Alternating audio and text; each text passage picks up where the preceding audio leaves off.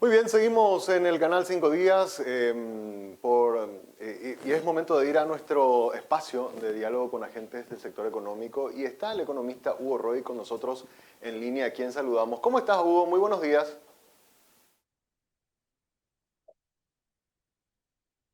Hola, Hugo, no te estamos escuchando. No sé si... No me estaba escuchando porque tenía apagado el micrófono, Ah, ¿verdad? ahora sí, ahora sí. Te Buenos días, saludamos. Hugo. Muy buenos días hoy a toda la audiencia del canal. Bueno, un gusto poder estar contigo.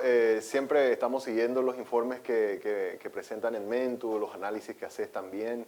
Y bueno, queríamos arrancar. Este ha sido un año, o este es un año de muchas expectativas de alguna manera, que la economía vuelva a recuperarse, ¿verdad? Después de todo lo que fue la pandemia, la pospandemia, el año pasado también el efecto de la sequía, ¿verdad? Y esto tuvo un impacto muy importante sobre la actividad económica y también sobre el tema de los empleos. En esto que se ha podido ver en estos primeros casi ya 3 meses, ¿verdad? Ahora estamos a inicios del tercer mes del año. ¿Qué están observando ustedes? ¿Qué están viendo? ¿Estamos dentro de esas expectativas positivas que había para este año? ¿Cómo lo estás analizando, Hugo? La realidad es lo suficientemente compleja, como todo en la vida, digamos, ¿verdad? No es simple y no es lineal.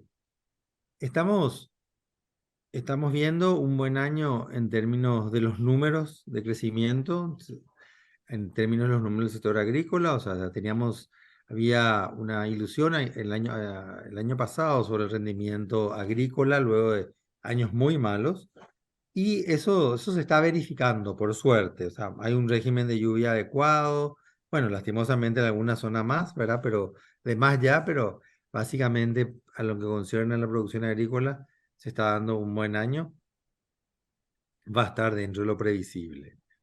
Eh, la- en consecuencia, la actividad económica medida por el incremento del Producto Interno Bruto va a ser buena también, ¿verdad? Va a estar dentro de lo previsible. No sé si en estos días escuchaste de que hay cierta preocupación por una disminución de las importaciones y también una preocupación por una disminución del consumo. Sí. Entonces, ¿cómo es que si estamos bien, el consumo está cayendo?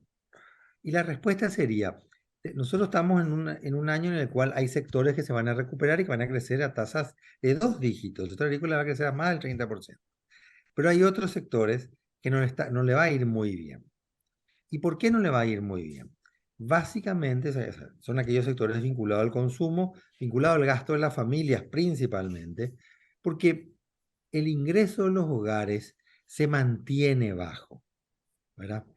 ¿Qué significa eso? El mercado laboral no ha tenido el mismo dinamismo y los salarios, el ingreso real de las familias o de las personas no ha tenido lo mismo, no ha tenido una evolución positiva, que se debe a dos factores. A un factor interno vinculado a poco dinamismo en la actividad en esos sectores en el post-pandemia y a la disminución del ingreso real por incremento en la inflación, por un lado, y otro elemento que es externo, menos perceptible, que es el mercado laboral está cambiando, la tecnología está cambiando, y de alguna u otra manera estamos en una etapa de transición en el mercado laboral y en las capacidades de ser demandadas por las empresas.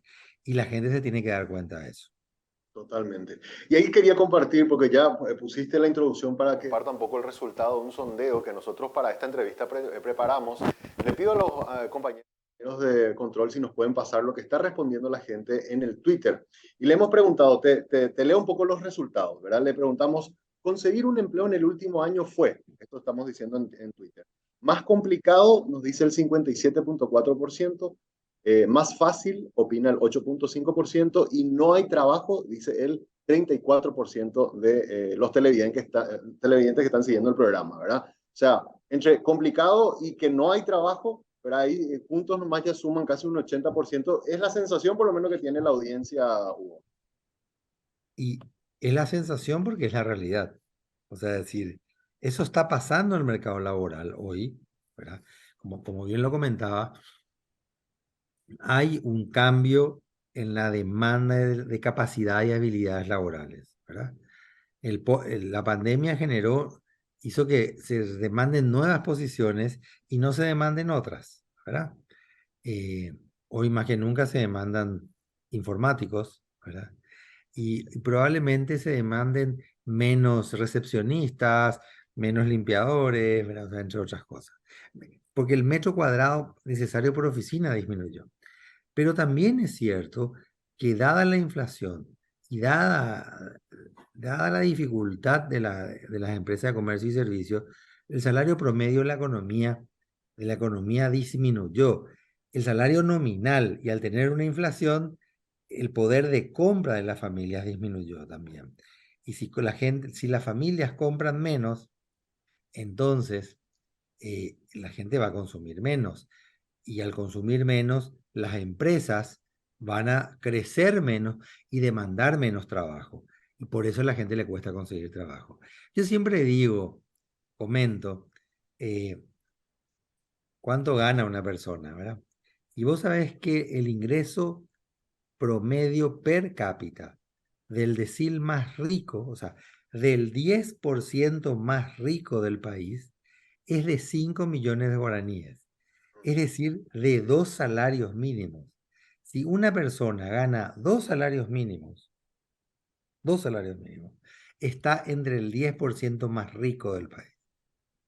O sea, ¿te imaginas cuál es la realidad nuestra? Entonces, cuando yo decía, es complejo decir los números, ¿por qué? Porque vamos a tener un buen año económico en líneas agregadas, impulsada por algunos sectores, y las brechas sociales entre los más ricos y los más pobres, lastimosamente se está incrementando. Sí.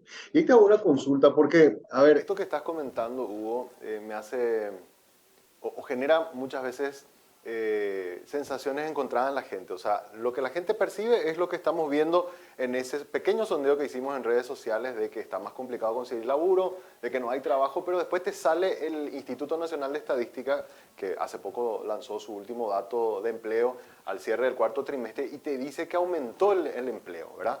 Entonces, es como que los números oficiales distan mucho de lo que la gente siente en la calle y hay veces hasta la pierden confianza, que pasa algo muy similar casi siempre con el tema del IPC, ¿verdad? Entre lo que la gente siente en el bolsillo y lo que finalmente sale como el número oficial. ¿Por qué se da esa situación, Hugo? Bueno, en el caso del IPC es una cuestión muy sencilla, digamos. Esas son las variaciones promedios. O sea, si yo lo único que consumo es bicicleta y en este periodo no subió la bicicleta, para mí la inflación va a ser cero. claro, ¿Verdad? Depende de la canasta de bienes y en el caso del IPC es una canasta promedio, ¿verdad? Hasta hace unos años se tenían velas, por ejemplo, ¿verdad? Y probablemente nuestro consumo de vela es, bueno, el mío va creciendo por los años, ¿verdad? Pero para festejar, pero una vez al año, nomás no todas las noches. o en Entonces, enero por los cortes de luz. o en enero por los cortes de luz, exactamente, ¿verdad? La demanda de generadores Mm, es la que se incrementa actualmente. Bueno, en el caso del mercado laboral, yo creo que, no sé si vos te acordás del concepto de se me fue el nombre, del concepto del bono demográfico, ¿verdad? sí, sí, sí, sí. Era el concepto, tenemos muchos jóvenes.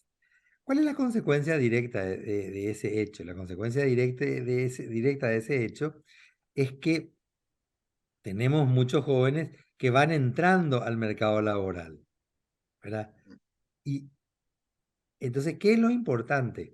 Que nosotros creemos puestos de trabajo, que el país tenga la capacidad de crear puestos de trabajo, por lo menos igual o más que la cantidad de jóvenes que ingresan al mercado laboral. Entonces, nosotros estamos creando, hay más personas ocupadas o más personas trabajando muchas veces, pero es menor el número de puestos de trabajo que se crean que las personas que se incorporan al mercado laboral o que están con edad de trabajar. Y esa brecha es la que repercute en esta situación de que a la gente le cuesta conseguir trabajo. Sí, así mismo. Una última consulta, Hugo. Hablaste de que, Hubo una caída del consumo y eso realmente uno lo siente, ¿verdad? Cuando uno por la misma plata con la que antes hacía sus compras de la semana, hoy compra muchos menos productos y tiene que verse en la manera en cómo acomodar un poco las finanzas del hogar.